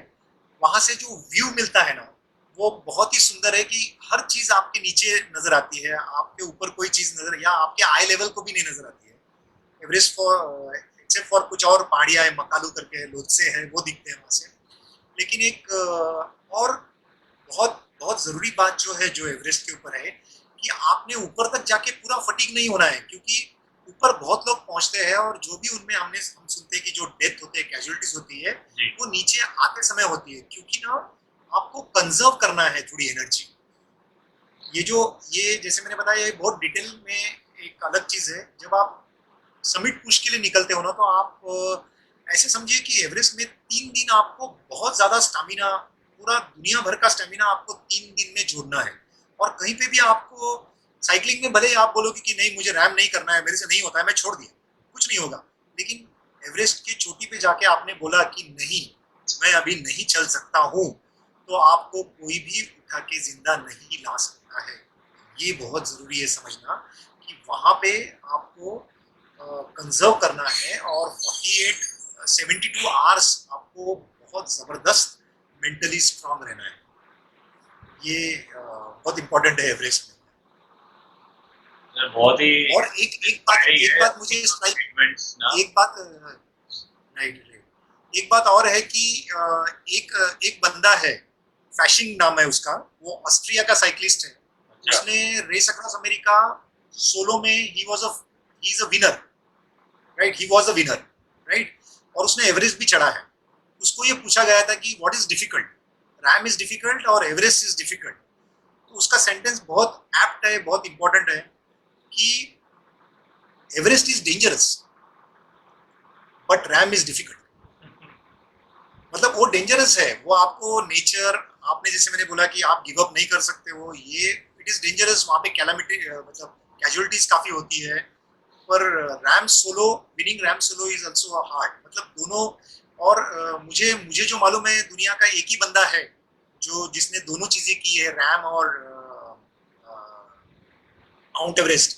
और हम दोनों ब्रदर्स होंगे जिन्होंने टीम ऑफ टू में, भले ही सोलो नहीं किया है, लेकिन टीम ऑफ टू में we were the winners and we have also done climb Mount Everest. So probably we are the second and third person in the world. I don't know exact statistics, but we have done both the things. Yeah.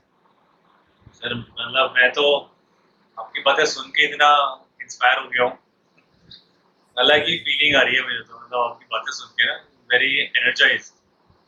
Sir, एक question डाला है धीरज धीरज बत्रा ने, अपना यही का है, north का friend है।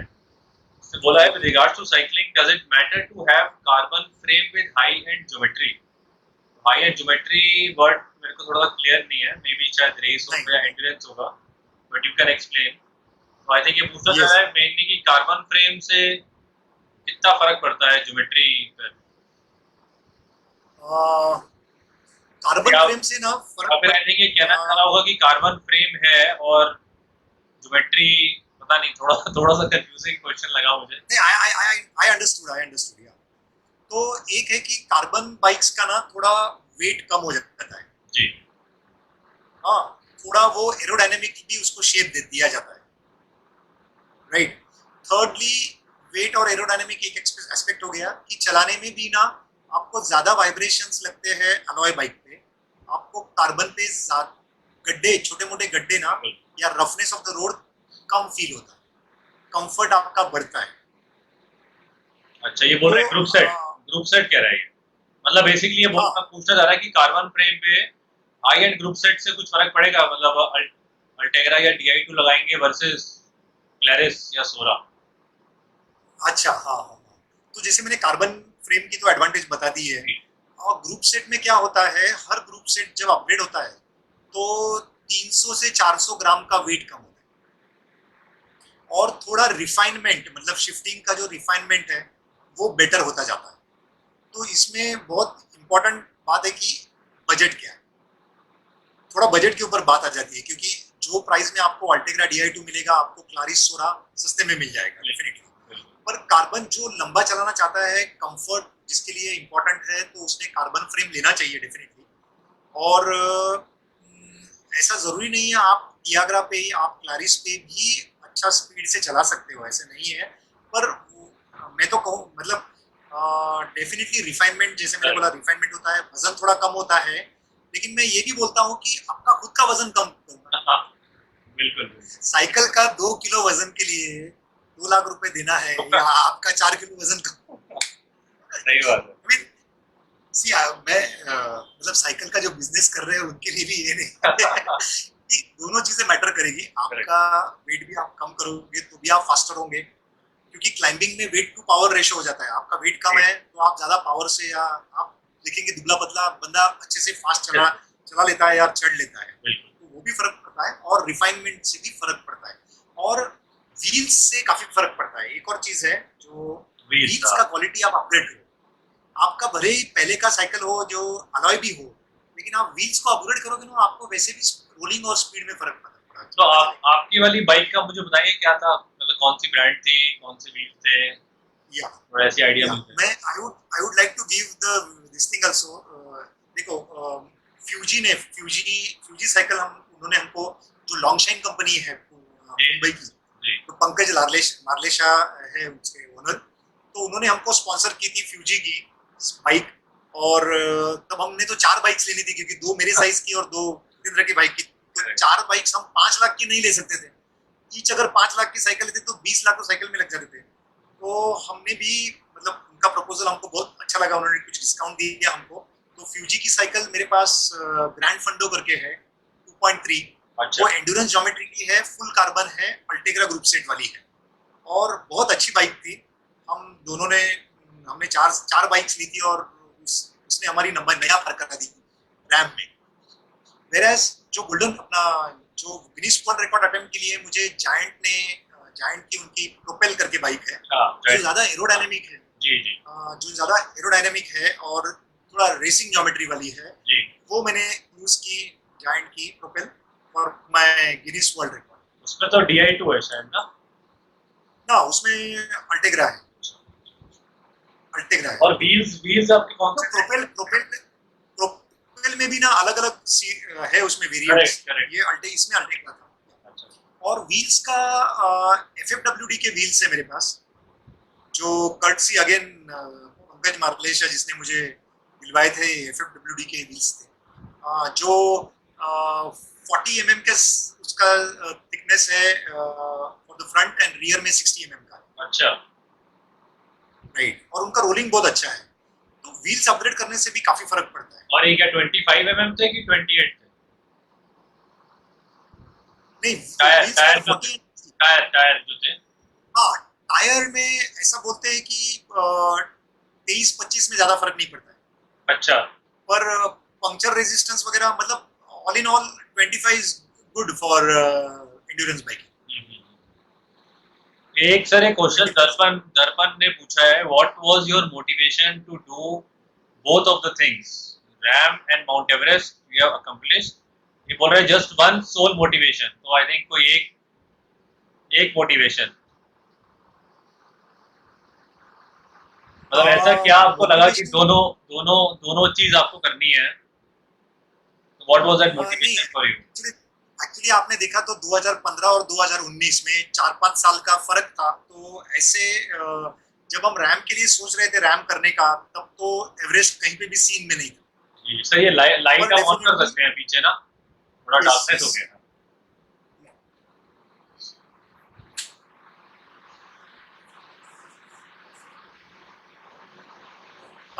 लाइक जब हमने रैम किया तो माउंट एवरेस्ट करने का एक बैक ऑफ द माइंड रहता है, लेकिन कभी सिंसियरली सोचा नहीं था या कि एवरेस्ट करना ही है।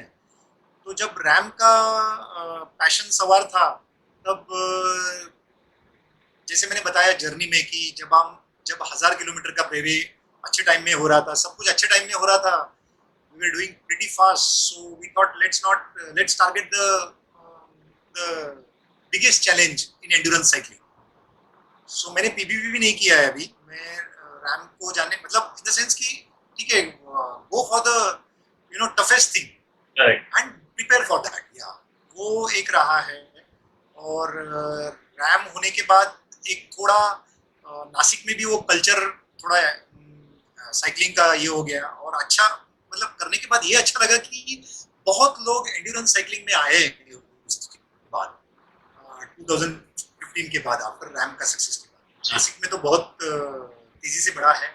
लेकिन जो एवरेस्ट करने का ये जो था, एक जैसे मैंने बताया कि जिसको नेचर से, जिसको हिमालय से प्यार होता है, उसके लिए एवरेस्ट एक जैसे मक्का मदीना हो गया है, या उसके लिए वो भगवान हो जाता है। तो वो एक ये था कि माउंट एवरेस्ट पे किसी दिन जाना है। तो 2000 एक्चुअली 18-19 में ही हमने इसके बारे में सोचा। एक हमारे हरीश बैजल सर करके है, डीसीपी है बॉम्बे में, उन्होंने कहा कि आप क्या कर रहे हो, तो उन्होंने भी ये सुझाव दिया कि आप पहले से ट्रेकिंग करते आ रहे हो, तो why not target for Everest. और वो कहीं पे एक अंदर की इच्छा थी, लेकिन किसी ने अगर मोटिवेट कर दिया आपको कि कर सकते हो, आप जाओ करो, तो हर बार। लेकिन डेफिनेटली ये सारे एंड्योरेंस एक्टिविटीज में ना खर्चा बहुत होता है। बिल्कुल बिल्कुल। They are very expensive things. अभी भी एंड्योरेंस साइकिलिंग को इतने अच्छे दिन नहीं है, या एंड्योरेंस स्पोर्ट्स को इतने अच्छे दिन नहीं कि लोग उसको स्पॉन्सर करें। हमें भी जो स्पॉन्सरशिप मिली है वो पार्शियली मिली है, 10-20% ऑफ द बजट की मिली है। तो आपको खुद को काफी खर्चा भी करना पड़ता है। अगर मुझसे कोई और पूछता है कि आगे क्या करना चाहते हो, करने के लिए तो बहुत सारा है। करने के लिए 7 समिट है, 7 कॉन्टिनेंट्स के 7 पहाड़ चढ़ो आप, लेकिन खर्चा भी बहुत है। तो एंड्योरेंस एक्टिविटीज में आपको आपकी लाइफ भी बैलेंस करनी है, आपका खर्चा भी बैलेंस करना है, वो भी बहुत इंपॉर्टेंट है। आपकी सेविंग्स भी करनी है। सर खर्चा सो इट्स खर्चा कैसे मैनेज करते हैं, मतलब कितना खर्चा रैम में कितना होता है? रैम में कबीर ने तो बता ही दिया था मैं कितना खर्चा हाँ, होता है। राइट। और ये बाकी कभी ने अभी आइडिया दी होगी। एवरेज भी काफी एक्सपेंसिव है, कैसे एवरेज तो करते हैं? आपको मिनिमम मिनिमम आपका minimum budget will be 35 lakhs average का मिनिमम। 35 वहां चले गए, या 20 रैम में चले गए। गए गए। लेकिन एक बात ये भी है, तो इससे मैं कितना बचा लेता लाइफ में? करेक्ट। 55 लाख बचा लेता। ठीक है, at the end of 60 year जब मैं रिटायर होऊंगा, जब मेरे पास पर्पस होगा, तो उसमें 50 लाख कम होंगे। और उस टाइम तो शायद ये करने में ज्यादा मुश्किल होगी, या पता मुश्किल नहीं। नहीं, तब वो सपना ही रह जाएगा ना। जी जी, ठीक है, फिजिकली। मैं गाड़ी नहीं चेंज करूंगा, करेक्ट। मैं गाड़ी नहीं चढ़ा चेंज करूंगा, मैं दूसरा घर फालतू का नहीं लूंगा। राइट। सो आपके आपके वो बाकी के खर्चे आप कम कर देते हो ना। एक कबीर का सर क्वेश्चन है, आई थिंक मजे ले रहे हैं शायद। हाउ टू प्लान अ हाँ। Team of two race? 1500 kilometre की रेस के लिए कैसे प्लान करा जाए, और राइडिंग स्ट्रेटेजी क्या होनी चाहिए? ये मजे ही ले रहा है। वही मैं कह रहा हूँ, ये खुद खुद तो कर चुका है रैम, कह रहे हैं, चलो थोड़ा फन करें। नहीं, एक टीम ऑफ टू में एक बहुत जरूरी है, थोड़ा थोड़ा उसका आंसर देते हैं। जी जी जी, आई थिंक 1500 ही टीम है। Of Deccan to Deccan cliffhanger भी 1500 ही है ना? में नहीं, ये अल्ट्रा स्पाइस 1700 है। Ultra spice, right right. Deccan Cliff hanger तो 643 है। अच्छा, राइट। राइट। तो इसमें टीम ऑफ टू में एक करना चाहिए कि दिन के टाइम में आप 10 किलोमीटर के ऊपर नहीं चलाना चाहिए। आपने फास्ट चेंज करना चाहिए बस। दिन के टाइम में? देखिए, अगर मल्टी डे इवेंट है, जैसे रैम हो गया, राइट। तो उसमें रात आने वाली है, करेक्ट। जी। तो तब आप 4-4, 5-5 घंटा एक बंदे ने चलाना चाहिए। लेकिन जब आप डे टाइम में चला रहे हो, तो आपको 10-15 किलोमीटर से ज्यादा एक बंदे ने नहीं चलाना चाहिए। अच्छा। What I mean to say is, you change frequently. You ride those 10-15 kilometers as fast as you can. अच्छा। Get into your car, go ahead. You get time to eat, rest, and be ready. Right? आप समझ रहे हो? हाँ। आप अगर जितना 1 घंटा चलाओगे, 1 घंटे में 30 किलोमीटर, आपका स्पीड थोड़ा थोड़ा कम होता जाता है। बिल्कुल। आपको इंटेंस 15-20 मिनट चलाना है, उसके बाद पैटर्न दे देनी है, दूसरा राइडर कराने देना है। तो आपको फास्ट चलाते, आपके changes should be frequent, so that you don't get fatigue. Right. ये भी हमने बहुत बाद में सीखा है, रैम करने के बाद या रैम करते समय हमने ये सीखा है। ये ऐसा गाइडेंस भी हम जाता है, या किसी कोई था नहीं जिससे पूछे। राइट। सो ये बहुत जरूरी होता है कि टीम में आप चलाओगे तो आपको फ्रीक्वेंट चेंजेस करने रहते आई थिंक कबीर का हैं, ताकि आप आंसर, फास्ट जा सकें। कबीर को आंसर मिल गया इसमें। एक अक्षय पूछ रहे हैं सर कि 15 साल के बाद स्टार्ट कर रहे हैं साइकिलिंग, तो कैसे करना चाहिए शुरू?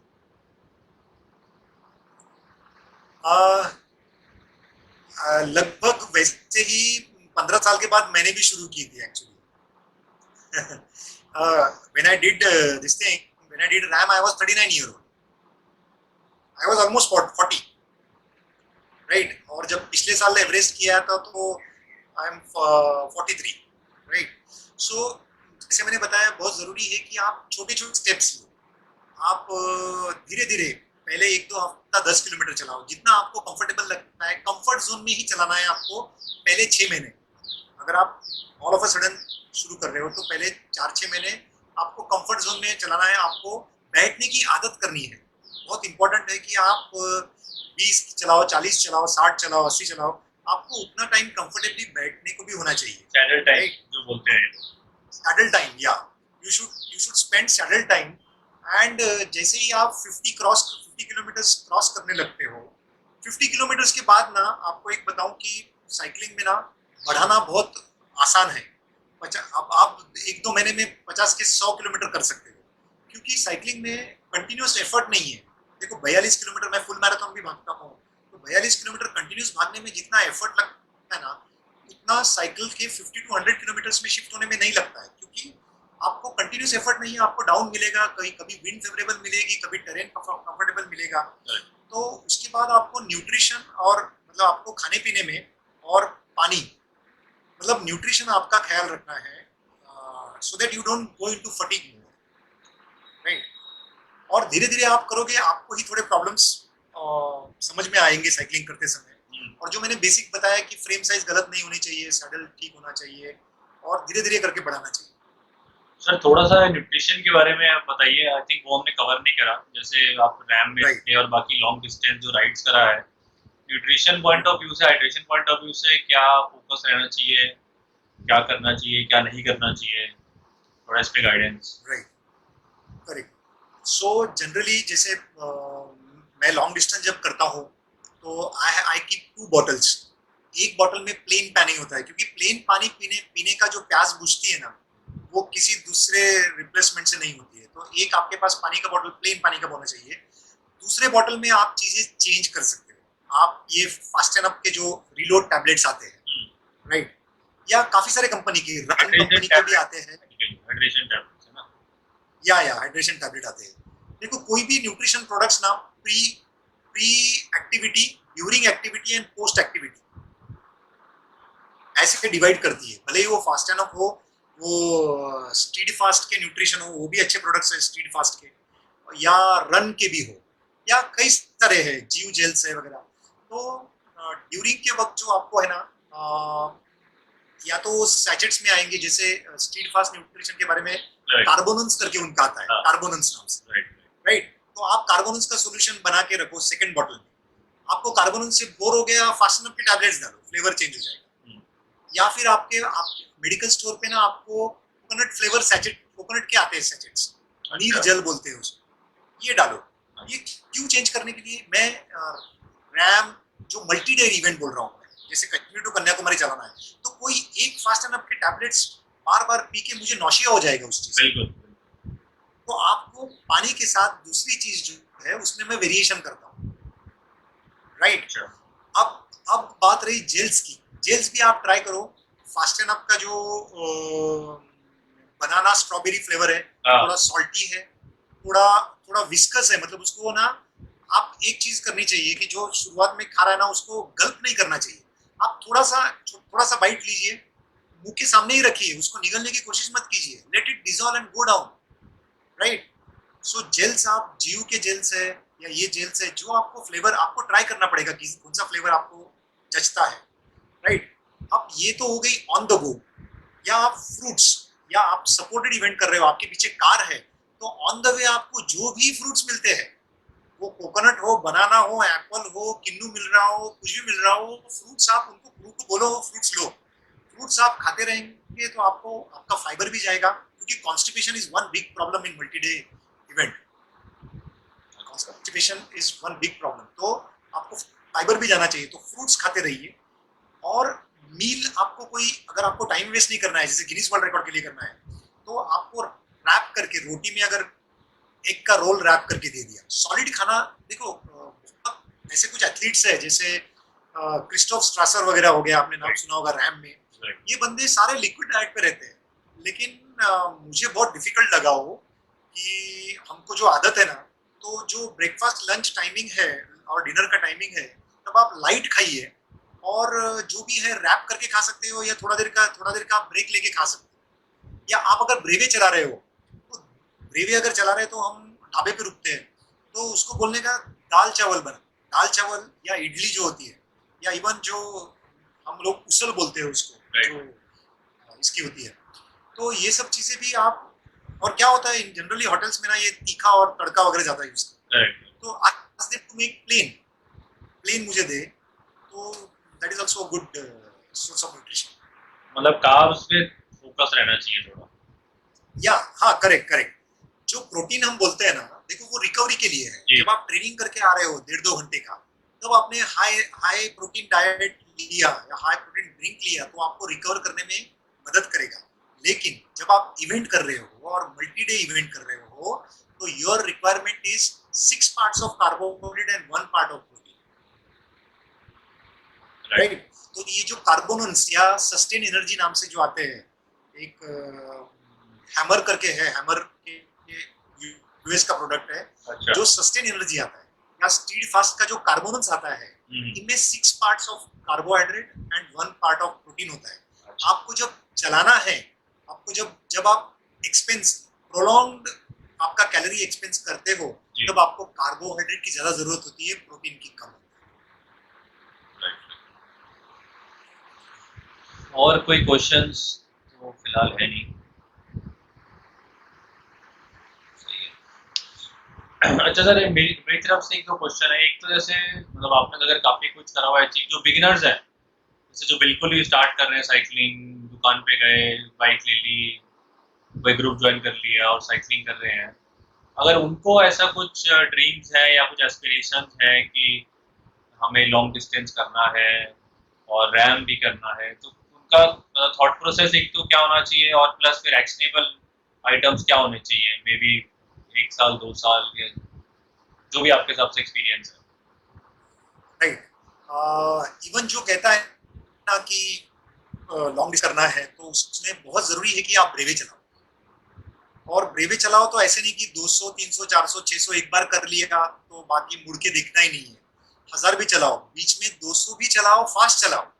जब आपने 600 चला लिया है, 1000 कंप्लीट कर लिया है, तब आप 200 स्प्रिंट के जैसा चलाओ, राइट।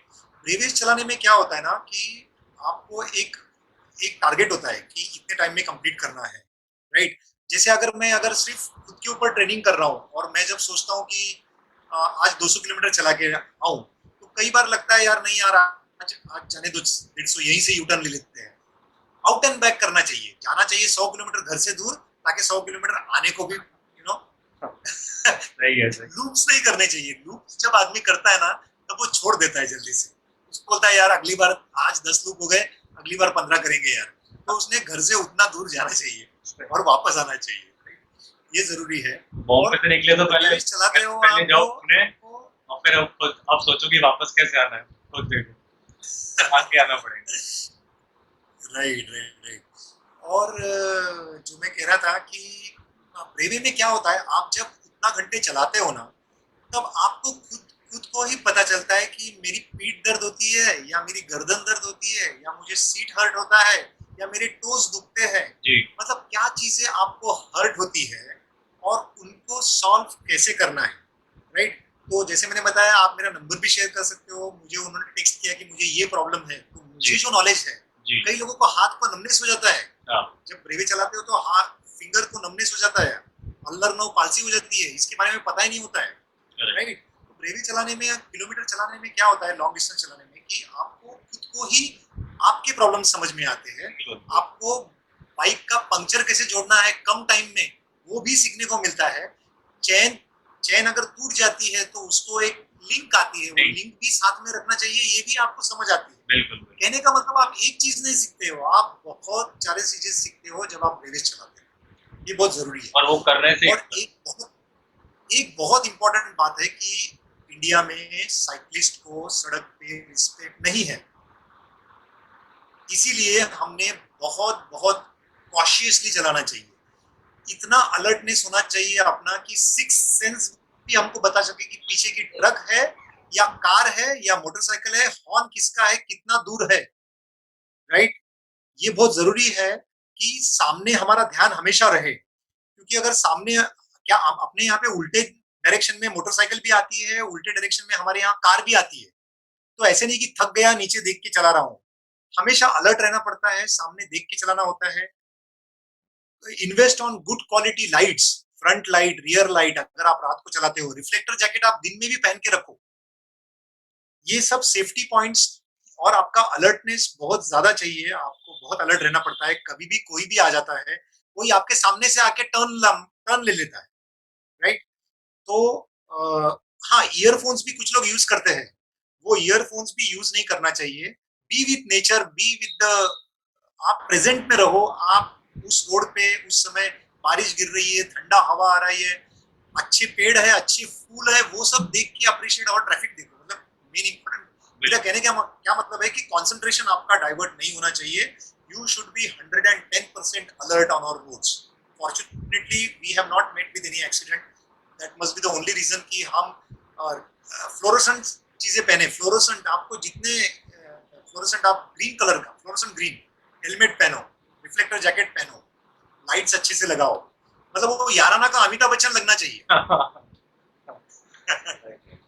एक सर नीलेश ने पूछा question, how to save running main muscles after riding fast cycle. हाँ, मतलब उसका समझ गया मैं कि रनिंग नेक्स्ट डे उसको रनिंग भी करनी है। ये करेक्ट। दोनों एक्टिविटी अगर करनी है आपको ना, तो बीच में एक दिन का गैप देना चाहिए। और बहुत इंपॉर्टेंट चीज है जो हम मिस करते हैं ना, वो है वार्म अप और स्ट्रेचिंग। कोई भी एक्टिविटी, भले ही रनिंग हो या साइकिलिंग हो, थोड़ा वार्म अप करना चाहिए, थोड़ा स्ट्रेचिंग करना चाहिए। जी। प्री कर सकते हो तो बहुत अच्छी बात है, प्री भी करना चाहिए, लेकिन पोस्ट बहुत ज्यादा जरूरी है। That is very important for for your recovery. यहाँ रिकवरी की बात आ रही है। व्हाट ही मीन्स टू से इज, मैंने आज साइकिल चला के आया हूँ, तो मुझे कल भागने को ज्यादा तकलीफ नहीं होनी चाहिए, ऐसा उसका कहना है कि मैं how do I save my muscles for running, right. Correct. तो उसमें स्ट्रेचिंग करना बहुत जरूरी है, और ये चीजें, दोनों चीजें, एक्टिविटीज एक दूसरे को कॉम्प्लीमेंट करती है। क्योंकि जो अच्छा रनर बनना चाहता है, क्या होता है कि आप साइकिलिंग में ज्यादा एफर्ट्स लगा सकते हो, you can go out of your limits.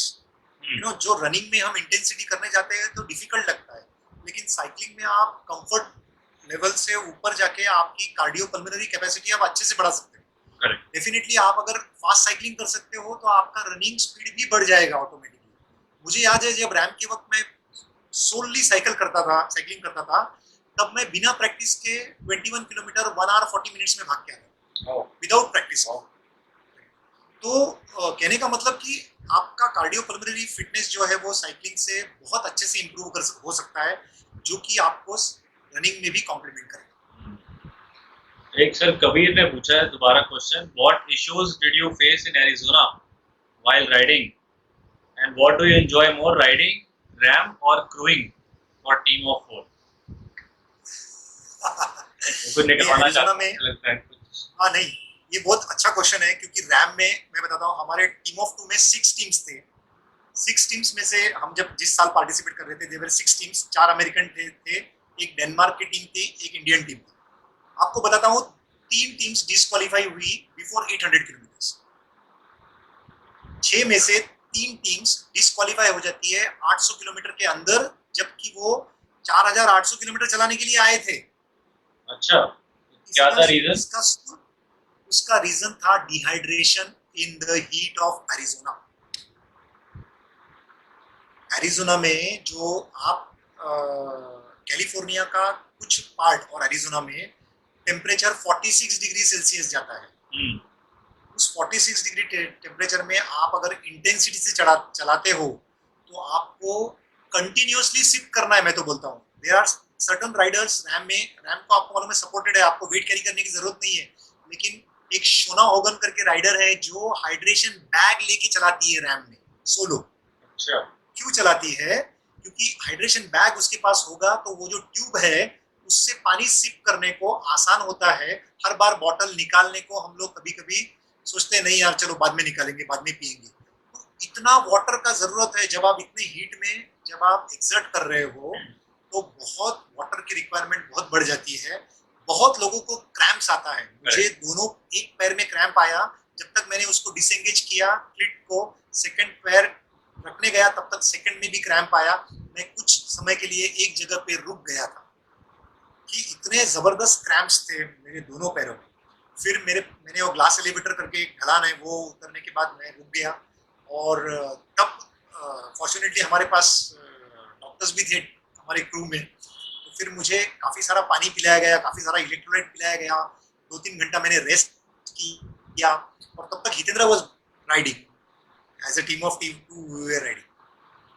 तो मुझे डिहाइड्रेशन का मैंने दिक्कत फेस की, और उसको ओवरकम करने के लिए ओवरकम जब मैं हुआ, तब मैं सेकंड थर्ड डे पोटेंशियल से नहीं चला पाया, because already body was into dehydration, right. तो ये बहुत जरूरी है रैम में कि इनिशियल पार्ट में इवन कबीर फेस्ड सम, कबीर क्या, सारे राइडर्स आओ, अमित का पढ़ लो, कबीर को पूछ लो, तो everybody faced this dehydration problem. This is very important in RAM कि आप हाइड्रेटेड रहो। और उसका दूसरा क्वेश्चन था कि क्रूइंग में ज्यादा मजा आया या चलाने में मजा आया। एक्चुअली चलाने में मजा आया, क्योंकि क्रूइंग में भी आदमी उतना ही थकता है। मतलब मैंने दोनों चीजें की है, पर क्रूइंग में भी आप सिंसियरली क्रूइंग करते हो, आप अलर्ट रहते हो, राइडर्स के रिक्वायरमेंट्स देखते रहते हो। Correct. और आपको भी क्रूइंग में जब रोटेशन में चलाते हैं ना, तो you also have to remain on the tip of the toes. आपको भी नींद 3 घंटे से ज्यादा नहीं मिलती। तो I enjoyed much more in riding than crewing. Nice. या Like last question ले लेते हैं। है ना कि अपना सपना तो पूरा हो गया, लेकिन जी जी बताइए बताइए, आई थिंक वो ब्रेक हो गया था, आप कुछ कह रहे थे। नहीं, टीम ऑफ 2 में तो हमारा सपना पूरा हुआ, लेकिन टीम ऑफ 4 में क्या था कि जो हमारे क्रू मेंबर्स थे जिन्होंने हमारे लिए मेहनत की थी, उनको भी मदद करने में मजा आया। Right right. ये सर एक क्वेश्चन है, बस नीलेश जो पूछ रहे थे, वो कह रहे थे कि मतलब अगर साइकिलिंग के बाद रनिंग करना है इमीडिएटली, तो उसके लिए क्या है, हाँ, मतलब उनको उसके लिए कुछ टिप्स या देंगे क्या? ये डुएथलॉन और ट्रायथलॉन की बात कर रहे हैं जी एक्चुअली। जी he is talking about triathlon and duathlon. तो जब आप ऐसे चीजें आप इवेंट्स में करते हो, तो डेफिनेटली एक्चुअली इसे की सिर्फ हाइड्रेशन का ही है, क्योंकि आप इवेंट के डे में कुछ नहीं कर सकते। आपको कैलोरी इंटेक रखना है, और बहुत इंपॉर्टेंट एस्पेक्ट है कि आपको हाइड्रेटेड और कैलोरी इंटेक आपका अच्छे से रखना है। सेकेंडली, ये प्रॉब्लम कब होता है, जब आयरन मैन में बंदा 180 किलोमीटर साइकिल चलाता है और उसको बाद में 42 किलोमीटर भागना होता है, तब उसने साइकिलिंग के वक्त जो अपने एफर्ट्स हैं, इसीलिए ना power meter comes into play. Power meter आपका मैक्सिमम आउटपुट एफटीपी बताता है, और एफटीपी के रिलेशन में आपको 66-70% से ज्यादा एक्सर्ट नहीं करना है। कई बार क्या होता है, रेस के चक्कर में मैं अच्छा साइकिलिंग करता हूँ, मैं फास्ट कर सकता हूँ, इसलिए ट्रायथलॉन में कई लोग जो अच्छे साइकिलिस्ट होते हैं ना, वो साइकिलिंग में इतना बर्नआउट हो जाते हैं कि बाद में 42 किलोमीटर भागना भी बहुत मुश्किल हो जाता है, या उसके लिए जो वो 4 घंटे में कर सकते थे 4 घंटे के अंदर, उसके लिए 5 घंटे लग जाते हैं। करेक्ट। तो हमेशा आपको पावर आउटपुट या आपके कंफर्ट जोन के ऊपर रहना, ये कॉन्शियसली एफर्ट करना पड़ता है, राइट। ये मेरे साथ भी हो सकता है, अभी तक मैंने आयरन मैन नहीं किया है, लेकिन मुझे मालूम है मैं साइकिल फास्ट कर सकता हूँ, तो मैं बर्नआउट होने का चांसेस होता है उसमें। तो आपकी इंटेंसिटी थोड़ा आप लिमिट में रखें। देखो 33 का स्पीड से चला, 36 की स्पीड से चलाना और 33, आपको 3 kmph का अगर फर्क है ना, तो उसके आपके पावर आउटपुट में काफी फर्क पड़ जाता है। तो you can be more comfortable at little lower speed and conserve your energy for running. वही उसको कर सकते हैं, और उसमें कुछ अलग से कुछ नहीं है। ठीक है सर, आई थिंक काफी कुछ हो गया आंसर। तो sir thank you very much once again. आप हमारे साथ काफी प्रेशियस टाइम आपने दिया हमको, अच्छा लगा आपसे बात करके। एंड आई थिंक काफी सारे लोगों को मोटिवेशन मिला, इंस्पिरेशन मिला, मुझे तो फॉर श्योर मिला। तो मैं आपसे अलग से कांटेक्ट करूंगा जरूर कि कैसे आगे की जर्नी कैसे प्लान करनी है। तो but sir thank you very much और आप आए। तो आई थिंक लोगों को बता ही दिया है।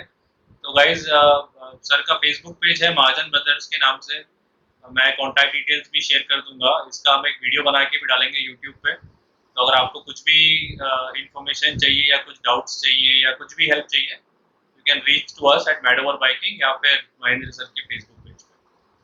तो sir thank you very much and thank you everyone else for joining. And next time हम मिलेंगे एक और अमेजिंग एथलीट से, और तब तक के लिए thank you. Right, bye bye. Thank you very much, thank you mad over bike, Bye-bye. Thank you, bye bye.